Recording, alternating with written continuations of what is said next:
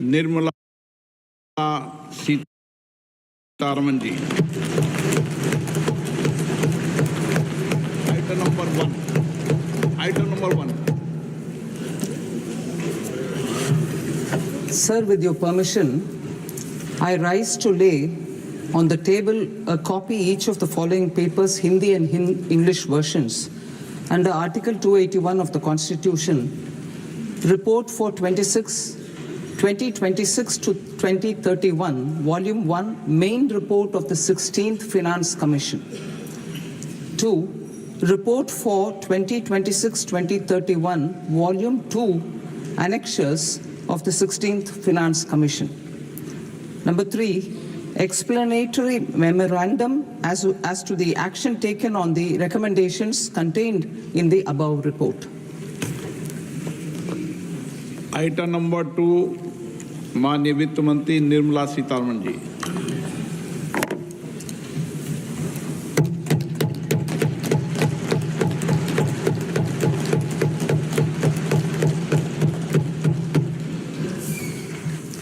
Honorable Speaker, sir, on the sacred occasion of Magh Purnima and the birth anniversary of Guru Ravidas, I present the budget for the year 2026-2027. Since we assumed office 12 years ago, India's economic trajectory has been marked by stability, fiscal discipline, sustained growth, and moderate inflation.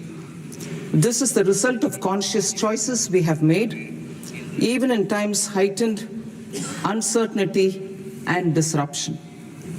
Our government, led by Honorable Prime Minister Modi, has decisively and consistently chosen action over ambivalence, reform over rhetoric, and people over populism. We fiscal prudence and monetary stability whilst maintaining a strong thrust on public investment. Keeping Atmanirbharta as a lodestar, we have built domestic manufacturing capacity, energy security, and reduced critical import dependencies. Simultaneously, we have ensured that citizens benefit from every action of the government, undertaking reforms to support employment generation, agricultural productivity, household purchasing power, and universal services to people. These measures have delivered a high growth rate of around 7% and helped us make substantial strides in poverty reduction and improvement in the lives of our people. Today, we face an external environment in which trade and multilateralism are imperiled and access to resources and supply chains are disrupted. New technologies are transforming production systems while sharply increasing demands on water, energy, and critical minerals. India will continue to take confident steps towards Vikasit Bharat, balancing ambition with inclusion. As a growing economy with expanding trade and capital needs, India must also remain deeply integrated with global markets, exporting more and attracting stable long-term investment. As I begin Part A, I want to express my gratitude to the people for standing firmly with us as we forge our way together towards becoming one of the largest economies of the world.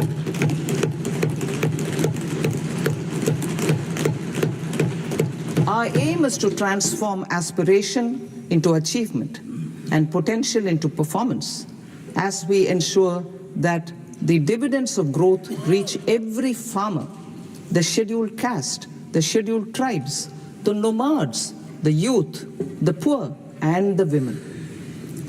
In Vikasit Bharat Young Leaders Dialogue 2026, several innovative ideas were shared with our Prime Minister, which have inspired many of the proposals, making this a unique Yuva Shakti-driven budget. Our government's sankalp is to focus on our poor, underprivileged, and the disadvantaged.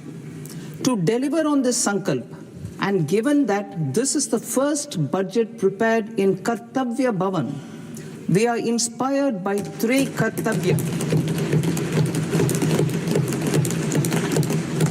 Our first Kartavya is to accelerate and sustain economic growth by enhancing productivity and competitiveness and building resilience to volatile global dynamics.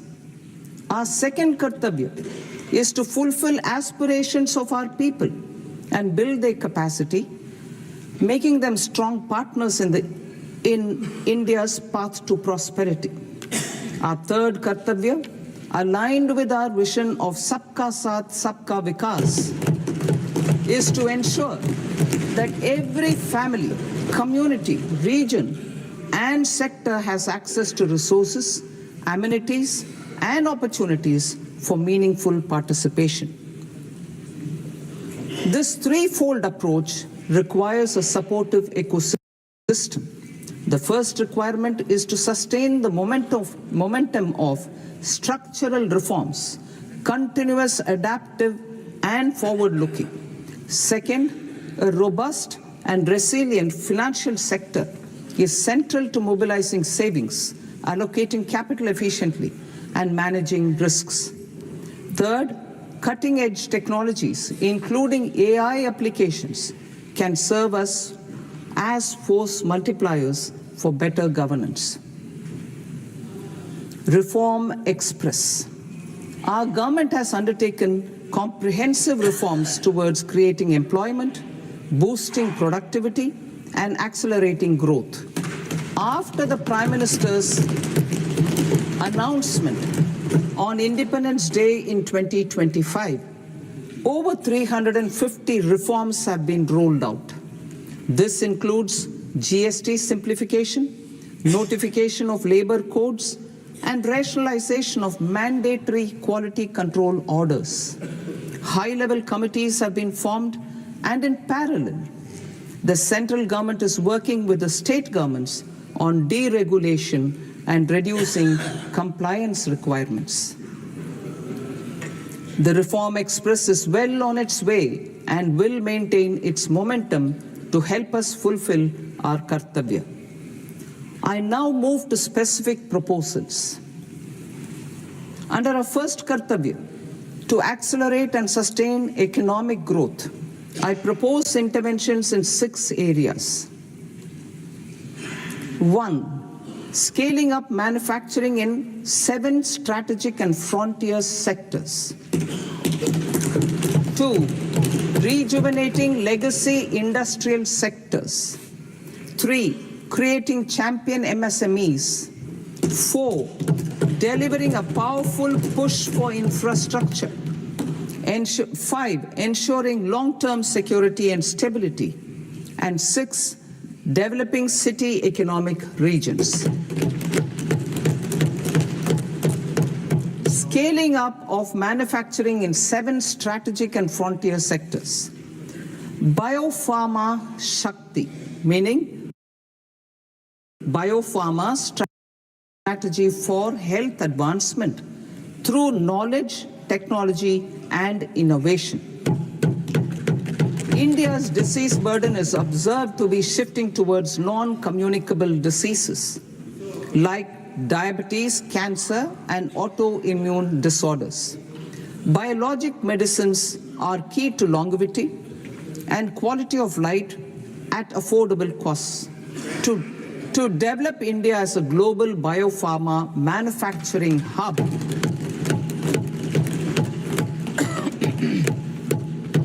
I propose the Biopharma Shakti with an outlay of 10,000 crores over the next 5 years.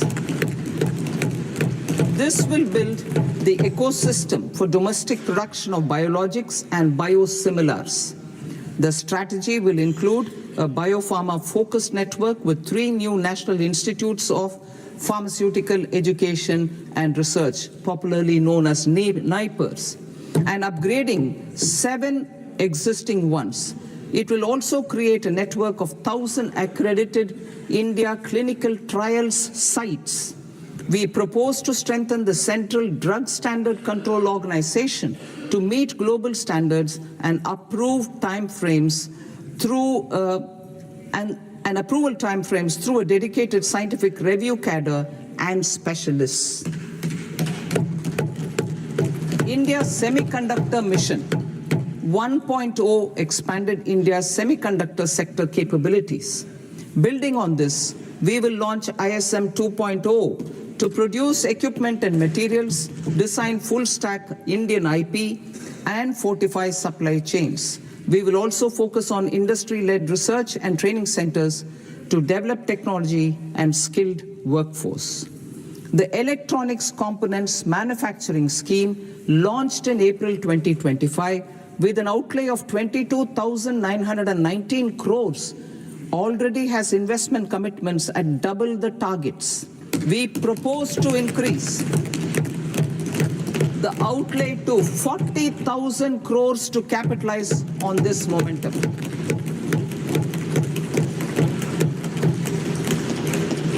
A scheme for rare earth permanent magnets was launched in 2025 November.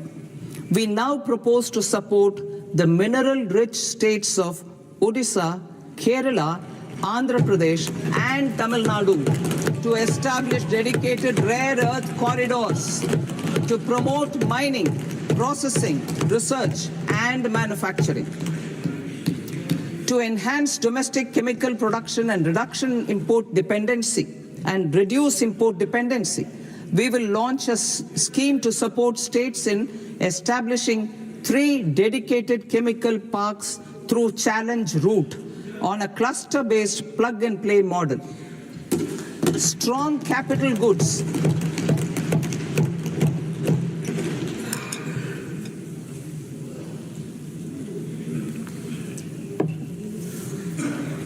Strong capital goods capability is a determinant of productivity and quality across different sectors.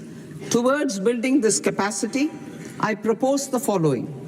High-tech tool rooms will be established by central public sector enterprises at 2 locations as digitally enabled automated service bureaus that locally design, test, and manufacture high-precision components at scale and at lower cost. 2. A scheme for enhancement of construction and infrastructure equipments will be introduced to strengthen domestic manufacturing of high value and technologically advanced CIE. This can range from lifts in a multi-storied apartment or firefighting equipment in multiplexes, large or small, and to tunnel boring equipments for building metros and high-altitude roads. I also propose a scheme for container manufacturing to create a globally competitive container manufacturing ecosystem with a budgetary allocation of 10,000 crores over a 5-year period. For the labor-intensive textile sector, I propose an integrated program with 5 subparts. 1. The National Fiber Scheme for Self-Reliance in Natural Fibers, such as silk, wool, and jute, man-made fibers, and new age fibers. Textile expansion and employment scheme to modernize traditional clusters with capital support for machinery, technology upgradation, and common testing and certification centers. 3. The National Handloom and Handicraft Program to integrate and strengthen existing schemes and ensure targeted support for weavers and artisans. Tex Eco Initiative to promote globally competitive and sustainable textiles and apparels. Samarth 2.0 to modernize the upgrade the textile skilling ecosystem through collaboration with industry and academic institutions. Further, I propose to set up mega textile parks in challenge mode. They can also focus on bringing value addition to technical textiles. I propose to launch the Mahatma Gandhi Gram Swaraj initiative to strengthen khadi, handloom, and handicrafts. This will help in global market linkage and branding. It will streamline and support training, skilling, quality of process, and production. This will benefit our weavers, village industries, one district, one product, ODOP initiative, and also our rural youth. India has the potential to emerge as a global hub for high quality, affordable sports goods. I propose a dedicated initiative for sports goods that will promote manufacturing, research, and innovation in equipment design as well as material sciences. Rejuvenation of legacy industrial clusters. I propose to introduce a scheme to revive 200 legacy industrial clusters to improve their cost competitiveness and efficiency through infrastructure and technology upgradation. Creating champion SMEs and supporting micro enterprises. Recognizing MSMEs as a vital engine of growth, I propose a three-pronged approach to help them grow as champions. Equity support. I propose to introduce a dedicated 10,000 crores SME growth fund to create future champions, incentivizing enterprises based on select criteria. I also propose to top up the Self-Reliant India Fund set up in 2021 with 2,000 crores to continue support to micro enterprises and maintain their access to risk capital. Liquidity support. With TREDS, more than 7 lakh crore has been made available to MSMEs. To leverage its full potential, I propose 4 measures. 1. Mandate TREDS as the transaction settlement platform for all purchases from MSMEs by CPSEs, serving as a benchmark for other corporates. 2. Introduce a credit guarantee support mechanism through CGT-MSE for invoice discounting on TREDS platform. 3. Link GEM with TREDS for sharing information with financiers about government purchases from MSMEs, encouraging cheaper and quicker financing. 4. Introduce TREDS receivables as asset-backed securities, helping develop a secondary market, enhancing liquidity and settlement of transactions. Professional support. Government will facilitate professional institutions such as the ICAI, ICSI, ICMAI to design short-term modular courses and practical tools to develop a cadre of corporate mitras, especially in Tier 2 and Tier 3 towns. These accredited para-professionals will help MSMEs meet compliance requirements at affordable costs. Infrastructure. During this past decade, our government has undertaken several initiatives for large-scale enhancement of public infrastructure, including through new financing instruments such as Infrastructure Investment Trust (InvITs) and Real Estate Investment Trust (REITs), and institutions like NIIF and NABFID. We shall continue to focus on developing infrastructure in cities with over 5 lakh population, that is Tier 2, Tier 3 cities, which have expanded to become growth centers. Public capital expenditure. has increased manifold from 2 lakh crore in 2014-15 to an allocation of 11.2 lakh crore in BE 25-26. In this coming year, that is financial year 2026-27, I propose to increase it to 12.2 lakh crores to continue the momentum. To strengthen the confidence of private developers regarding risks during infrastructure development and construction phase, I propose to set up an infrastructure risk guarantee fund to provide prudentially calibrated partial credit guarantee to lenders. Over the years, rights have emerged as a successful instrument for asset monetization.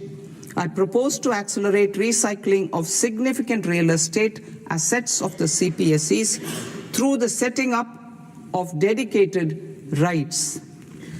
To promote environmentally sustainable movement of cargo, I propose to 1. Establish new dedicated freight corridors connecting Dankuni in the east to Surat in the west. Operationalize 20 new national waterways over the next 5 years. Starting with National Waterways 5 in Orissa to connect mineral-rich areas of Talcher and Angul and industrial centers like Kalinga Nagar to the ports of Paradeep and Dhamra. Training institutes will be set up as regional centers of excellence for development of required manpower for these waterways. This will benefit youth in the entire stretch of the waterways to train and acquire skills. Further, a ship repair ecosystem catering to inland waterways will also be set up at Varanasi and Patna. And C, launch a coastal cargo promotion scheme for incentivizing a modal shift from rail to road to increase the share of inland waterways and coastal shipping from 6% to 12% by 2047. To enhance last mile and remote connectivity and promote tourism, I propose to give incentives to indigenize manufacturing of seaplanes. A seaplane VGF scheme will be also introduced to provide support for operations. Carbon capture, utilization and storage. Aligning with the roadmap launched in December 2025, the carbon capture, utilization and storage technologies at scale will achieve higher readiness and in end-use application across 5 industrial sectors, including power, steel, cement, refineries, and chemicals. An outlay of 20,000 crore is proposed over the next 5 years for this purpose. City economic regions. Cities are India's engines of growth, innovation, and opportunities. We shall now focus on Tier 2, Tier 3 cities, and even temple towns, which need modern infrastructure and basic amenities. This budget aims to further amplify the potential of cities to deliver the economic power of agglomerations by mapping city economic regions based on their specific growth drivers. An allocation of 5,000 crore per CER over 5 years is proposed for implementing their plans through a challenge mode with a reform-cum-result-based financing mechanism. In order to promote environmentally sustainable passenger systems, we will develop 7 high-speed rail corridors between cities as growth connectors, namely Mumbai to Pune, Pune to Hyderabad, Hyderabad to Bengaluru, Hyderabad to Chennai, Chennai to Bengaluru, Delhi to Varanasi, Varanasi to Siliguri.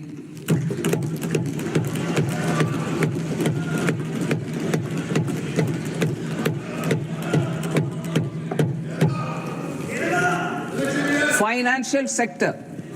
The Indian banking sector today is characterized by strong balance sheet, historic highs in profitability, improved asset quality, and coverage exceeding 98% of villages in the country. At this juncture, we are well placed to futuristically evaluate the measures needed to continue on the path of reform-led growth of this sector. I propose setting up a high-level committee on banking for Vikasit Bharat. High-level committee on banking for Vikasit Bharat to comprehensively review the sector and align it with India's next phase of growth, while safeguarding financial stability, inclusion, and consumer protection. The vision for NBFCs for Vikasit Bharat has been outlined with clear targets for credit disbursement and technology adoption in order to achieve scale and improve efficiency in the public sector NBFCs. As a first step, it is proposed to restructure the Power Finance Corporation and Rural Electrification Corporation. I propose a comprehensive review of the foreign exchange management non-debt instruments rules to create a more contemporary, user-friendly framework for foreign investments consistent with India's evolving economic priorities. Corporate bond market. I propose to introduce a market-making framework with suitable access to funds and derivatives on corporate bond indices. I also propose to introduce total return swaps on corporate bonds. Municipal bonds. To encourage the issuance of municipal bonds of higher value by larger cities, I propose an incentive of 100 crore rupees for a single bond issuance. 100 crore rupees for a single bond issuance of more than 1,000 crore. The current scheme under Amrit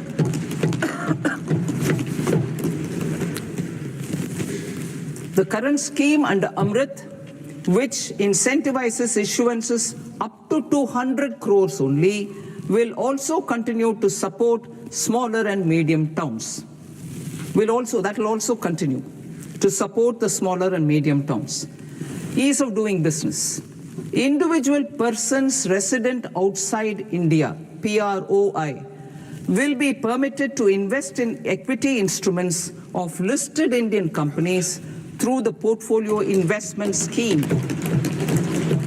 It is also proposed to increase the investment limit for an individual PROI under the scheme from 5% to 10%, with an overall investment limit for all individual PROIs to 24% from the current 10%.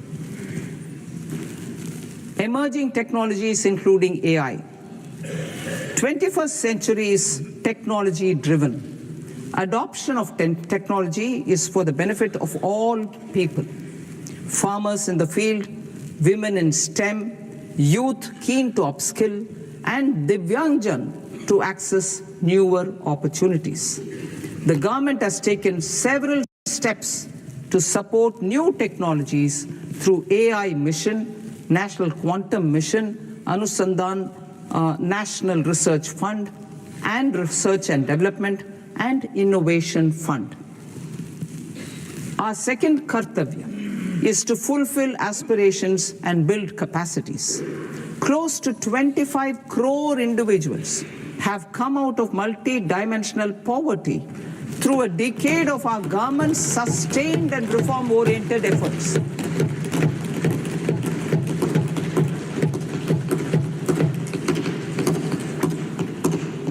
Our government has therefore decided to place a renewed emphasis on the service sector to provide a pathway to fulfilling aspirations of a youthful India with the following measures. I propose to set up a high-powered education to employment and enterprises standing committee to recommend measures that focus on services sector as a core driver of Vikasit Bharat. This will make us a global leader in services with a 10% global share by 2047. The committee will prioritize areas to optimize the potential for growth, employment, and exports. They will also assess the impact of emerging technologies, including AI, on jobs and skill requirements and propose measures thereof. To create a range of skilled career pathways, a new range of skilled career pathways for our youth, I propose interventions in the following sectors. Health. Existing institutions for allied health professionals will be upgraded and new AHP institutions established in private and government sectors. This will cover 10 selected disciplines, including optometry, radiology, anesthesia, OT technology, applied psychology and behavioral health, and add 1 lakh AHPs over the next 5 years. A strong care system covering geriatric and allied care services will be built. A variety of NSQF-aligned programs will be developed to train multi-skilled caregivers, combining core care and allied skills such as wellness, yoga, and operation of medical assistive devices. In the coming year, 1.5 lakh caregivers will be trained.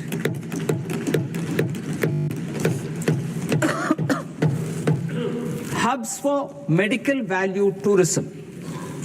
To promote India as a hub for medical tourism services, I propose to launch a scheme to support states in establishing 5 regional medical hubs in partnership with the private sector. These hubs will serve as integrated healthcare complexes that combine medical, educational, and research facilities. They will have Ayush centers, medical value tourism facilitation centers, and infrastructure for diagnostics, post-care, and rehabilitation. These hubs will provide diverse opportunities, job opportunities for health professionals, including doctors and AHPs.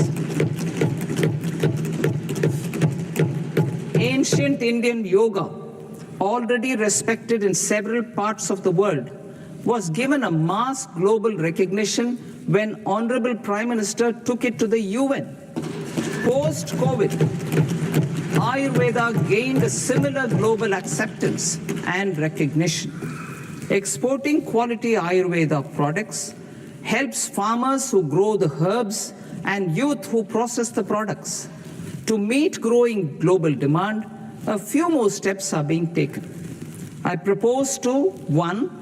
Set up 3 new All India Institutes of Ayurveda. 2. Upgrade Ayush pharmacies and drug testing labs for higher standards of certification ecosystem and make available more skilled personnel. 3.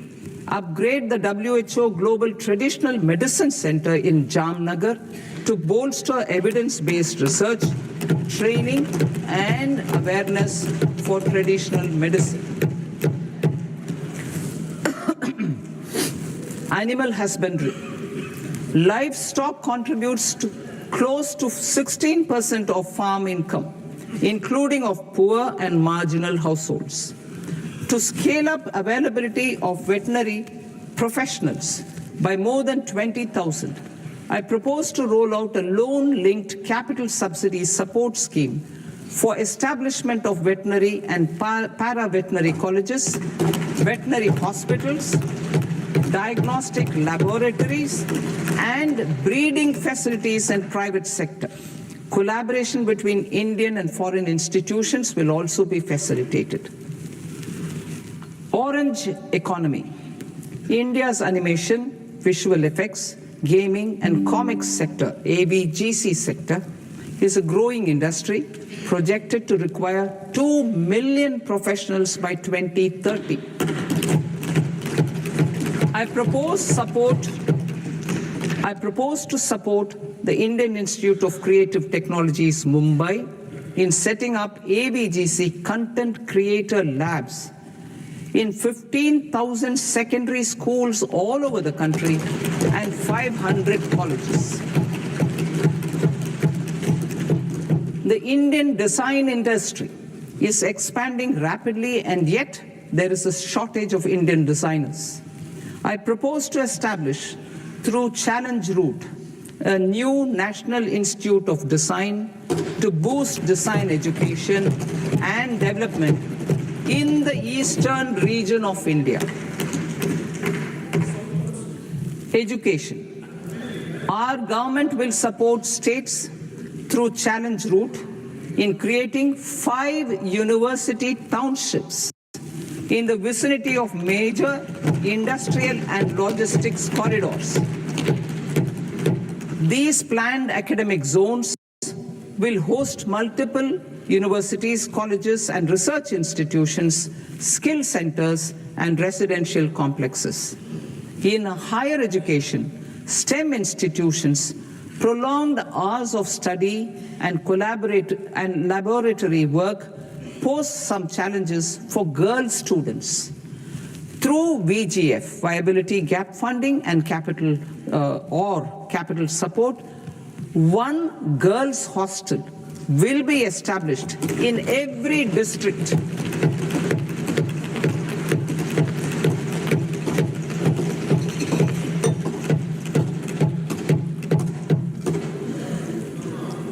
To promote astrophysics and astronomy via immersive experiences, 4 telescope infrastructure facilities will be set up or upgraded.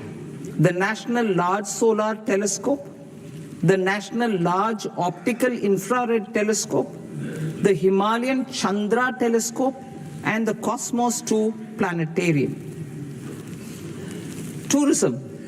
The tourism sector has the potential to play a large role in the employment generation, forex earnings, and expanding the local economy. I propose to set up a National Institute of Hospitality by upgrading the existing National Council for Hotel Management and Catering Technology. It will function as a bridge between academia, industry, and government.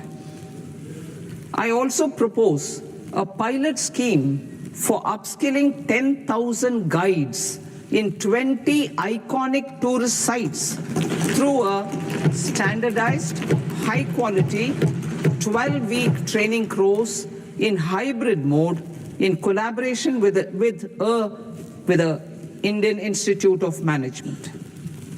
A national destination digital knowledge grid will be established to digitally document all places of significance, cultural, spiritual, and heritage. This initiative will create a new ecosystem of jobs for local researchers, historians, content creators, and technology partners. India has the potential and opportunity to offer world-class trekking and hiking experience. We will develop ecologically sustainable mountain trails in Himachal Pradesh, Uttarakhand, and Jammu Kashmir. Also in Araku Valley in the Eastern Ghats and Podigai Malai in the Western Ghats. Turtle trails along key nesting sites in the coastal areas of Odisha, Karnataka, and Kerala. And 3 bird watching trails along the Pulikat Lake in Andhra Pradesh, Tamil Nadu, it's on the border. Under the visionary leadership of Honorable Prime Minister, we established the International Big Cat Alliance in 2024. This year, India is hosting the first ever Global Big Cat Summit, where heads of governments and ministers from 95 range countries will deliberate on collective strategies for conservation. Heritage and culture tourism. I propose to develop 15 archaeological sites, including Lothal, Dholavira, Rakhi Gadi, Adichanallur, Saranath, Hastinapur, and Leh Palace into vibrant experiential cultural destinations. Excavated landscapes will be open to the public through curated walkways. Immersive storytelling skills and technologies will be introduced to help conservation labs, interpretation centers, and guides. The sports sector provides multiple means of employment, skilling, and job opportunities. Taking forward the systematic nurturing of sports talent, which is set in motion through the Khelo India program earlier, I propose to launch a Khelo India mission to transform the sports sector over the next decade. The mission will facilitate an integrated talent development pathway supported by training centers, which are foundational, intermediate, and elite levels. B, systematic development of coaches and support staff. C, integration of sports science and technology. D, competitions and leagues to promote sports culture and provide platforms. And E, development of sports infrastructure for training and competition. Our third Kartavya aligns with our vision of Sabka Saath, Sabka Vikas towards Vikasit Bharat. This requires targeted efforts for 1, increasing farmer incomes through productivity enhancement and entrepreneurship, with special attention to small and marginal farmers. B, empowering Divyangjan through access to livelihood opportunities, training, and high-quality assistive devices. C, empowering the vulnerable to access mental health and trauma care. D, focus on the Purvodaya states and the Northeast region to accelerate development and employment opportunities. Fisheries. We will undertake initiatives for integrated development of 500 reservoirs and Amrit Sarovars. 2, strengthen the fisheries value chain in coastal areas and enable market linkages involving startups and women-led groups together with fish farmer producer organizations. Animal husbandry. To provide quality employment opportunities in rural and peri-urban areas, we will support the animal husbandry sector in entrepreneurship development through a credit-linked subsidy program, B, scaling up and modernization of livestock enterprises, C, enhanced creation of livestock, dairy, and poultry enhanced creation of livestock, dairy, and poultry-focused integrated value chains, and D, encourage creation of livestock farmer-producer organizations. High-value agriculture. To diversify farm outputs, increase productivity, enhance farmers' incomes, and create new employment opportunities, we will support high-value crops such as coconut, sandalwood, cocoa, cashew in the coastal areas, agar trees in northeast, and nuts such as almonds, walnuts, and pine nuts in our hilly regions. These, all of them, will be supported. India is the world's largest producer of coconuts. About 30 million people, including nearly 10 million farmers, depend on coconuts for their livelihood. To further enhance competitiveness in coconut production, I propose a coconut promotion scheme to increase production and enhance productivity through various interventions, including replacing and non-productive trees with new saplings or plants or varieties in major coconut growing states. A dedicated program is proposed for Indian cashew and cocoa to make India self-reliant in raw cashew and coconut production and processing, enhance export competitiveness, and transform Indian cashew and Indian cocoa into premium global brands by 2030. Sandalwood. Sandalwood is closely linked to India's social and cultural heritage. Our government will partner with state governments to promote focused cultivation and post-harvest processing to restore the glory of the Indian sandalwood ecosystem, to rejuvenate old, low-yielding orchards, and expand high-density cultivation of walnuts, almonds, and pine nuts. We will support a dedicated program to enhance farmer incomes and in bringing value addition by engaging youth. Bharat Vistar, that is virtually integrated system to access agricultural resources. I propose to launch Bharat Vistar, a multilingual AI tool that shall integrate the AgriStack portals and the ICAR package on agricultural practices with AI systems. This will enhance farm productivity, enable better decisions for farmers, and reduce risk by providing customized advisory support. She Marts for rural women-led enterprises. Building on the success of Lakpati Didi program, I propose to help women take the next step from credit-linked livelihoods to being owners of enterprises. Self-help entrepreneur, She Marts will be set up as community-owned retail outlets within the cluster-level federations through enhanced and innovative financing instruments. Empowering Divyangjan. Divyangjan Kaushal Yojana. Information technology, AVGC sectors, hospitality and food and beverages sectors often offer task-oriented and process-driven roles which are suitable for Divyangjan. We will ensure dignified livelihood opportunities through industry-relevant and customized training specific to each Divyangjan group. Divyang Sahara Yojana. Timely access to high-quality assistive devices for all eligible Divyangjan is a fundamental need.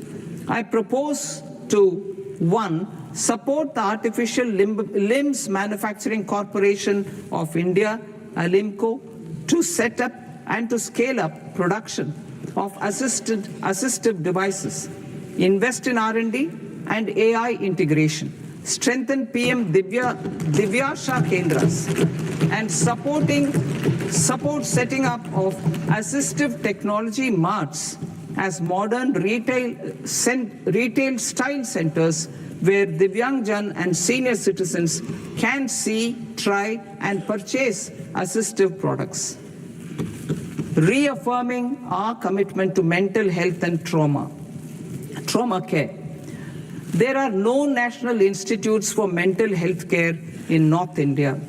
We will therefore set up a NIMHANS 2 and also upgrade national mental health institutes in Ranchi and in Tezpur as regional apex institutions.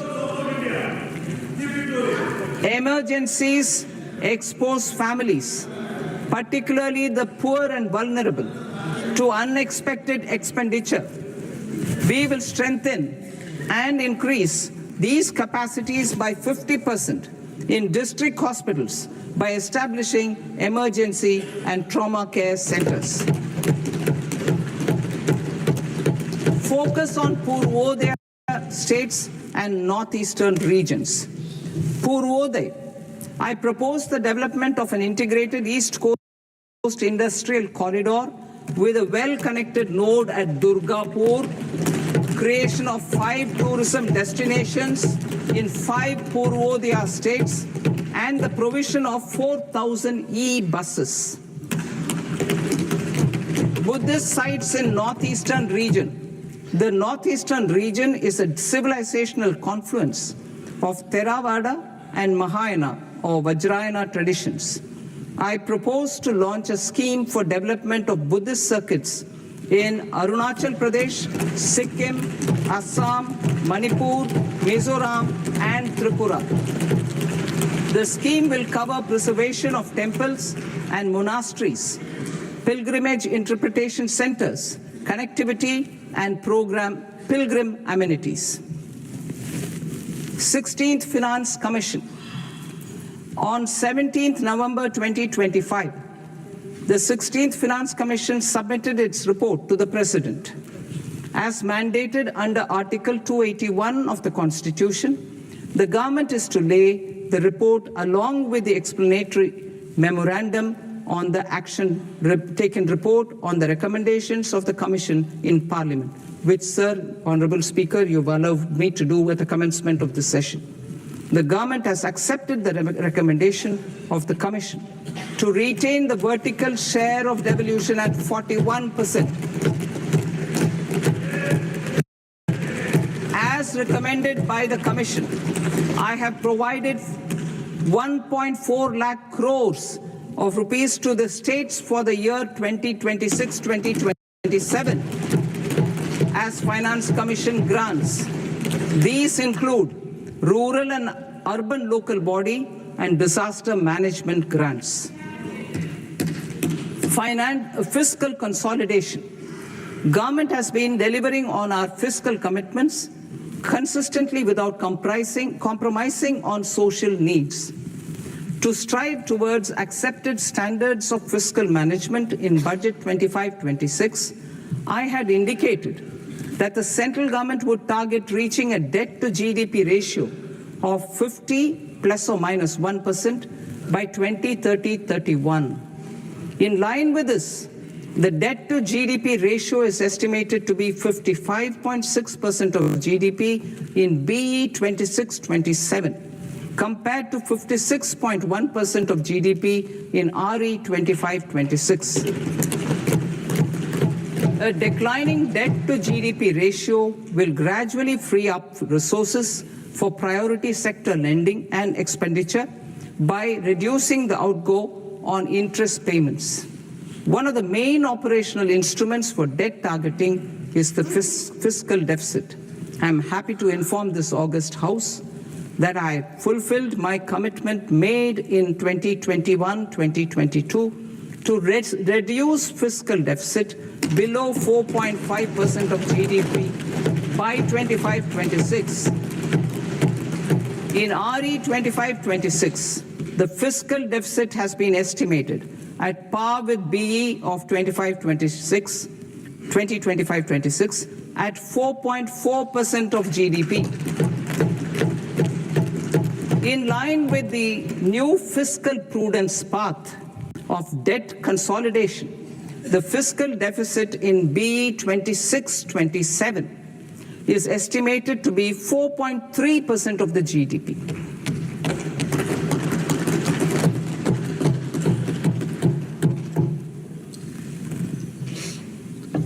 The revised estimates of the non-debt receipts are 34 lakh crore rupees, of which the centre's net tax receipts are 26.7 lakh crore.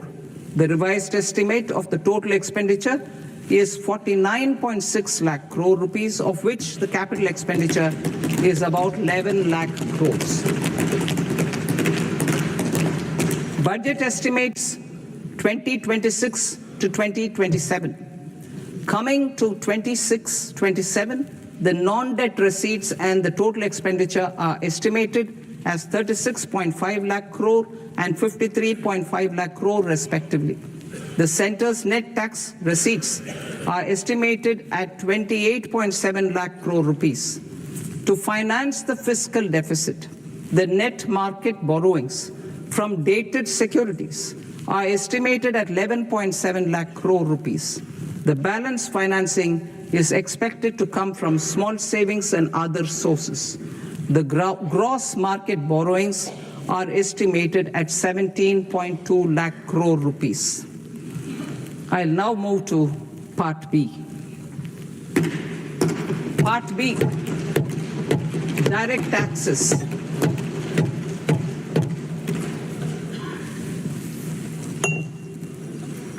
Honorable Speaker, sir, I now present my proposals on direct taxes. New Income Tax Act. In July 2024, I announced a comprehensive review of the Income Tax Act 1961. This was completed in a record time, and the Income Tax Act 2025 will come into effect from 1st April 2026.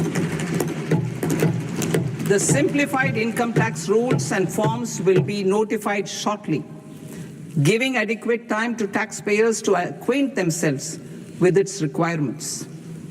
The forms have been redesigned such that ordinary citizens can comply without difficulty. Ease of living. I propose that any interest awarded by the Motor Accident Claims Tribunal to a natural person will be exempt from income tax, and any TDS on this account will be done away with. I propose to reduce TCS rate on the sale of overseas tour program package from the current 5% and 20% to 2% without any stipulation of amount. I propose to reduce TCS rate for pursuing education and for medical purposes under the Liberalized Remittance Scheme, popularly known as LRS, from 5% to 2%. Supply of manpower services is proposed to be specifically brought within the ambit of payment to contractors for the purpose of TDS to avoid ambiguity. Thus, TDS on these services will be at the rate of either 1% or 2% only. I propose a scheme for small taxpayers, wherein a rule-based automated process will enable obtaining a lower or nil deduction certificate instead of filing an application with the assessing officer. For the ease of taxpayer holding securities in multiple companies, I propose to enable depositories to accept Form 15G or Form 15H from the investor and provide it directly to various relevant companies. I propose to extend time available for revising returns from 31st December to up to 31st March with the payment of a nominal fee. I also propose to stagger the timeline for filing of tax returns. Individuals with ITR 1 and ITR 2 returns will continue to file till 31st July, and non-audit business cases or trusts are proposed to be allowed time till 31st August. TDS on sale of immovable property by a non-resident is proposed to be deducted and deposited through resident buyers and his or her PAN-based challan instead of requiring a TAN, which is a temporary accounting number. To address practical issues of small taxpayers like students, young professionals, tech employees, relocated NRIs, and such others, I propose to introduce a one-time 6-month foreign asset disclosure scheme for these taxpayers to disclose income or assets below a certain size.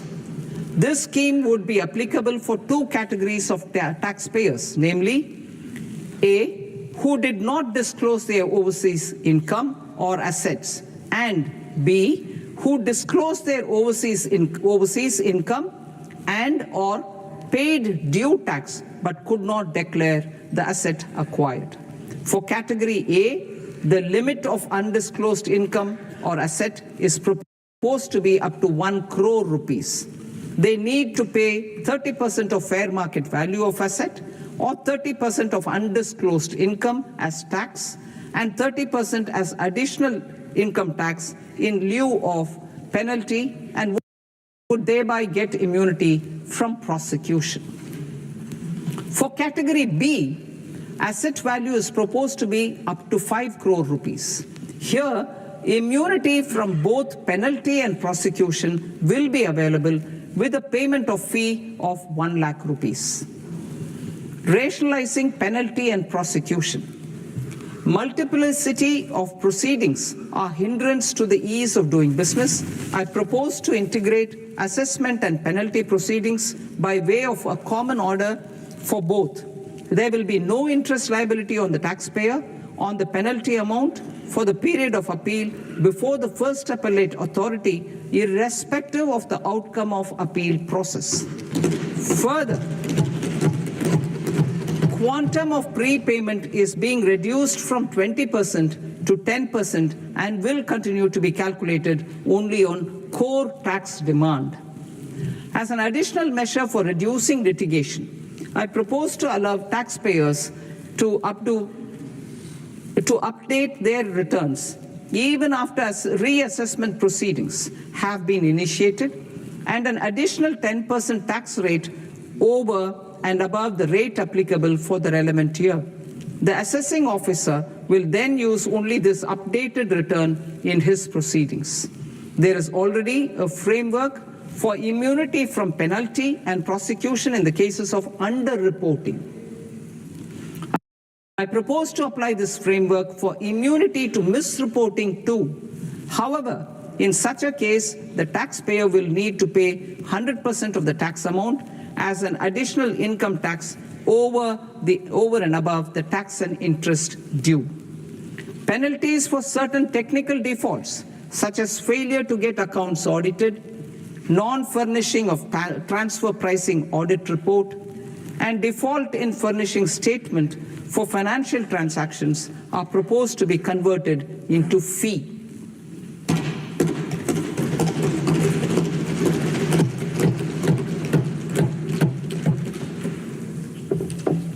I propose to rationalize prosecution framework under Income Tax Act while maintaining a careful balance for deterrence in some serious offense.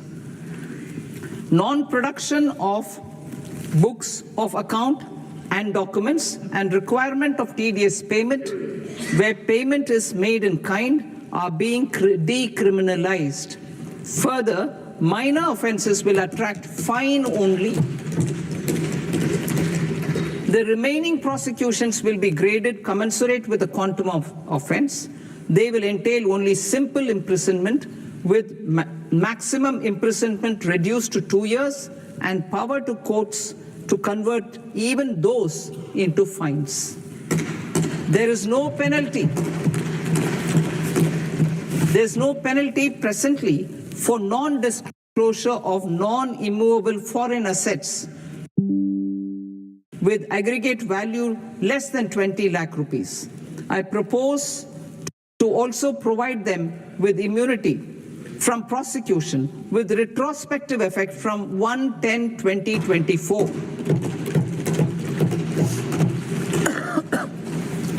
Cooperatives. Deduction is already allowed to a primary cooperative society engaged in supplying milk, oilseeds, fruits or vegetables raised or grown by its members. I propose to extend this deduction to also include supply of cattle feed and cotton seed produced by its members. I propose to allow inter-cooperative society dividend income as deduction under the new tax regime to the extent it is further distributed to its members. I further propose to allow exemption for a period of 3 years to dividend income received by a notified national cooperative federation on their investments made in companies up to 31/1/2026.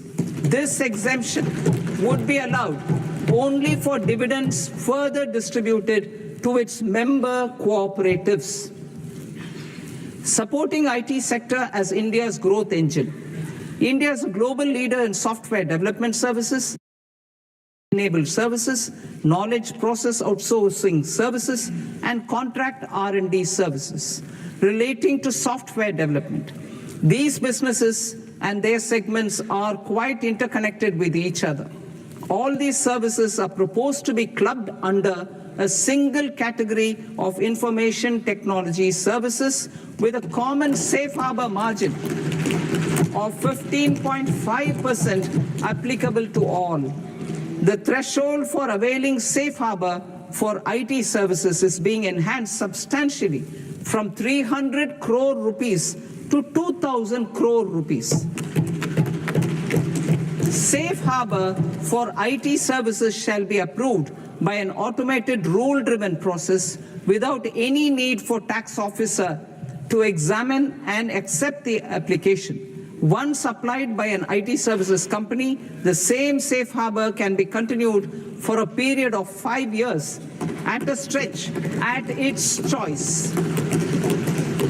For IT services companies who want to conclude advanced pricing agreement, APA, I propose to fast-track unilateral APA process for IT services and endeavor to conclude it within a period of 2 years. The period of 2 years can be extended by a further period of 6 months on taxpayers' request. I propose to extend the facility of modified returns available to the entity entering APA to its associated entities also. Attracting global business and investment. Recognizing the need to enable critical infrastructure and boost investment in data centers, I propose to provide tax holiday till 2047 to any foreign company that provides cloud services to customers globally by using data center services from India. It will, however, need to provide services to Indian customers through an Indian reseller entity. I also propose to provide a safe harbor of 15% on cost in case the company providing data center services from India is a related entity. To harness the efficiency of just-in-time logistics for electronic manufacturing, I propose to provide safe harbor to non-residents for component warehousing in a bonded warehouse at a profit margin of 2% of the invoice value. The resultant tax of about 0.7% will be much lower than in competing jurisdictions. To provide fillip to toll manufacturing in India, I propose to provide exemption from income tax for 5 years to any non-resident who provides capital goods, equipment, or tooling to any toll manufacturer in a bonded zone. To encourage vast pool of global talent to work in India for a longer period of time, I propose to provide exemption to global, non-India sourced income of a non-resident expert for a stay period of 5 years under notified schemes. I propose to provide exemption from minimum alternate tax, the MAT, to all non-residents who pay tax on presumptive basis. Tax administration. I propose to constitute a joint committee of Ministry of Corporate Affairs and Central Board of Direct Taxes for incorporating the requirements of income computation and disclosure standards, the ICDS, in the Indian Accounting Standards, IND AS itself. Separate accounting requirement based on ICDS will be done away with from the tax year 27-28. To support Prime Minister Modi's vision of homegrown accounting and advisory firms to become global leaders, I propose to rationalize the definition of accountant for the purposes of safe harbor rules. Other tax proposals. Change in taxation of buyback was brought in to address the improper use of buyback route by promoters. In the interest of minority shareholders, I propose to tax buyback for all types of shareholders as capital gains. However, to disincentivize misuse of tax arbitrage, promoters will pay an additional buyback tax. This will make effective tax 22% for corporate promoters. For non-corporate promoters, the effective tax will be 30%. TCS rate for sellers of specific goods, namely alcoholic liquor, scrap, and minerals, will be rationalized to 2%, and that on Tendu leaves will be reduced from 5% to 2%. I propose to raise the STT on futures to 0.05% from the present 0.02%. STT on options premium and exercise of options are both proposed to be raised to 0.15% from the present rate of 0.1% and 0.125% respectively. We reformed the taxation landscape for corporates in 2019 by providing them a simplified regime with lower tax rate so that they could productively focus on business rather than on claim of deductions and exemptions. To encourage companies to shift to the new regime, set off of brought forward MAT credit, minimum alternate tax credit, is proposed to be allowed to companies only in the new regime. Set off using available MAT credit is proposed to be allowed to an extent of 1/4 of the tax liability in the new regime. MAT is proposed to be made final tax, so there will be no further credit accumulation from 1st April 2026. In line with this change, the rate of final tax is being reduced to 14% from the current MAT rate of 15%. The brought forward MAT credit of taxpayers accumulated till 30th March 2026 will continue to be available to them for set off as above. Indirect taxes. I shall now take up proposals related to indirect taxes. My proposals for customs and central excise aim to further simplify the tariff structure, support domestic manufacturing, promote export competitiveness, and correct inversion in duty. To continue weeding out long continuing customs duty exemptions, I propose to remove certain exemptions on items which are being manufactured in India or where the imports are negligible. Similarly, to further simplify the process of ascertaining the rate of duty applicable on a particular item, I propose to incorporate certain effective rates in various customs notifications to the tariff schedule itself. I shall now take up sector-specific proposals. Promotion of exports of marine, leather, and textile products.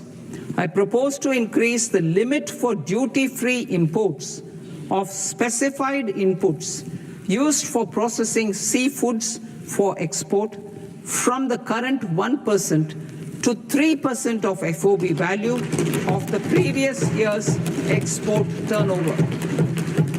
I also propose to allow duty-free imports of specified inputs, which is currently available for exports of leather or synthetic footwear, to exports of shoe uppers as well.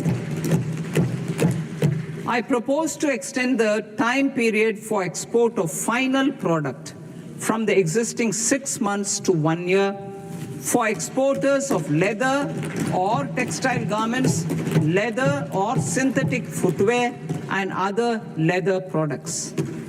energy transition and security. I propose to extend the basic customs duty exemption given to capital goods used for manufacturing lithium-ion cells for batteries to those used for manufacturing lithium-ion cells for battery energy storage systems also. I propose to exempt basic customs duty on import of sodium antimonate for use in manufacture of solar glass. Nuclear power. I propose to extend the existing basic customs duty exemption on imports of goods required for nuclear power projects till the year 2035 and expand it for all nuclear plants irrespective of their capacity. Critical minerals. It is proposed to provide basic customs duty exemption to the import of capital goods required for the processing of critical minerals in India. Biogas blended CNG. I propose to exclude the entire value of biogas while calculating the central excise duty payable on biogas blended CNG. Civil and defense aviation. I propose to exempt basic customs duty on components and parts required for the manufacture of civilian training and other aircrafts. It is proposed to exempt basic customs duty on raw materials imported for the manufacture of parts of aircraft to be used in maintenance, repair, or overall requirements by units in the defense sector. Electronics. To deepen value addition in the consumer electronics sector, I propose to exempt basic customs duty on specified parts used in the manufacture of microwave ovens. Special economic zone. To address the concerns arising about utilization of capacity by manufacturing units in the special economic zones due to global trade disruptions, I propose as a special one-time measure to facilitate sales by eligible manufacturing units in SEZs to the domestic tariff area at concessional rates of duty. The quantity of such sales will be limited to a prescribed proportion of their exports. Necessary regulatory changes will be undertaken to operationalize the measures while ensuring level playing field for the units working in the DTA. Ease of living. To rationalize the customs duty structure for goods imported for personal use, I propose to reduce the tariff rate on all dutiable goods imported for personal use from 20% to 10%. To provide relief to patients, particularly those suffering from cancer, I propose to exempt basic customs duty on 17 drugs or medicines.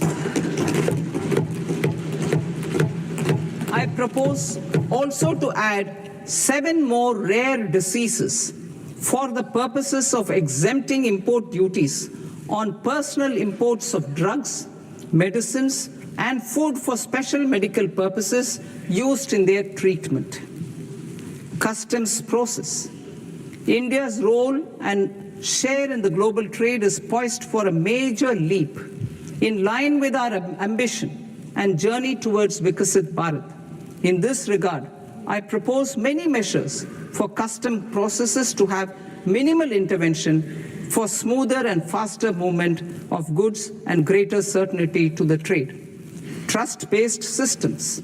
I propose to enhance duty deferral period for Tier 2 and Tier 3 authorized economic operators, known as AEOs, from 15 days to 30 days. I propose to provide eligible manufacturer importers the same duty deferral facility. This should encourage them to get themselves accredited as a full-fledged Tier 3 AEO in due course. To provide greater certainty and for better business planning, I propose to extend validity period of advance ruling binding on customs from the present 3 years to 5 years. In the spirit of the whole of government approach,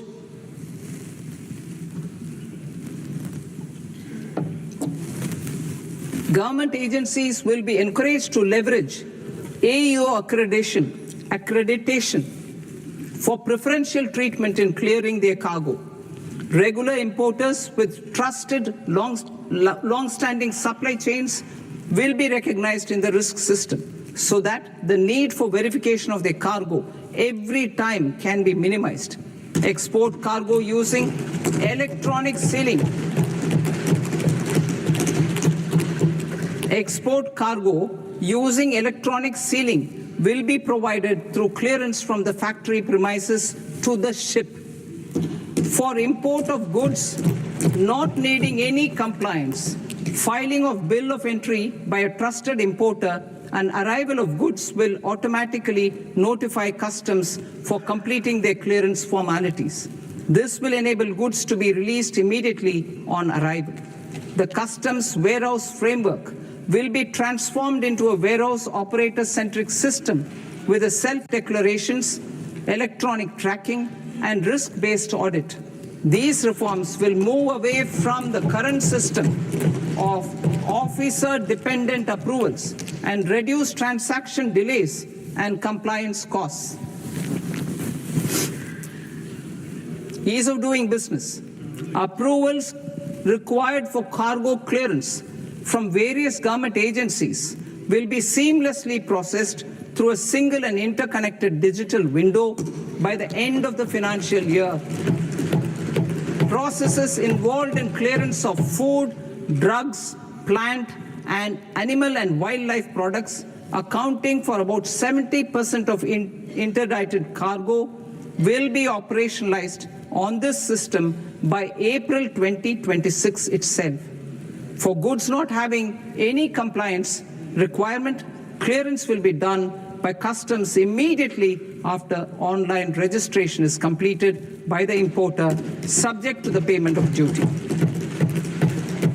Customs integrated system will be rolled out in 2 years as a single integrated and scalable platform for all customs processes. Utilization of non-intrusive scanning with advanced imaging and AI technology for risk assessment will be expanded in a phased manner with the objective to scan every container across all the major ports.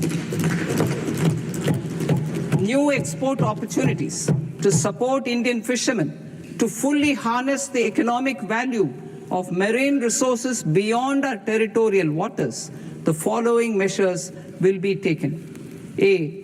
Fish catch by an Indian fishing vessel in exclusive economic zone or on the high seas will be made free of duty. Landing of such fish on foreign port will be treated as export of goods. Safeguards will be put in place to prevent misuse during fish catch, transit, or transshipment. To support aspirations of India's small businesses, artisans, and startups to access global markets through e-commerce, I am pleased to announce complete removal of the current value cap of 10 lakh rupees per consignment on courier exports. In addition, handling of rejected and returned consignments will be improved with effective use of technology for identifying such consignments. I propose to revise provisions governing baggage clearance during international travel to address genuine concerns of passengers. The revised rules will enhance duty-free allowances in line with the present-day travel realities and provide clarity in temporary carriage of goods brought in or taken out. There are honest taxpayers who are willing to settle disputes by paying all their dues, but they get deterred due to negative connotation associated with penalty. They will now be able to close cases by paying an additional amount in lieu of penalty. Honorable Speaker, sir, with this, I commend the budget to this august House. Jai Hind.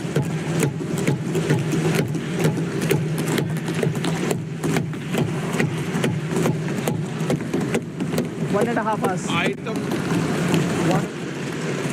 Item number 3 माननीय वित्त मंत्री जी।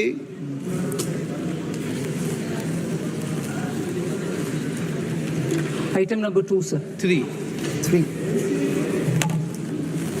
Sir, with your permission, I rise to lay on the table of the following statements under Section 3, 1 of the Fiscal Responsibility and Budget Management Act of 2003, medium-term fiscal policy, fiscal policy strategy statement, and macroeconomic framework statement. Item number 4 माननीय वित्त मंत्री जी। Sir, with your permission, I move for leave to introduce the Finance Bill 2026. प्रश्न ये कि विधेयक को पुनर्स्थापित करने की अनुमति प्रदान की जाए। जो सदस्य इस पक्ष में हाँ गए, जो सदस्य विरोध में ना गए, मेरे विचार में निर्णय हाँ वालों के पक्ष में हाँ वालों के पक्ष में अनुमति प्रदान की जाती है। माननीय मंत्री जी, अब विधेयक पुनर्स्थापित करें। Sir, I introduce the bill. माननीय सदस्यगण, आपको सूचित किया जाता है कि माननीय वित्त मंत्री जी के बजट भाषण की कॉपी पब्लिकेशन काउंटर पर ली जाती है। बजट भाषण और बजट से संबंधित दस्तावेज आपके मोबाइल फोन और मेंबर पोर्टल्स पर ही उपलब्ध है। सभा की कार्रवाई कल सोमवार दिनांक 2 फरवरी 2026 को प्राप्त 11 बजे तक के लिए स्थगित की जाती है।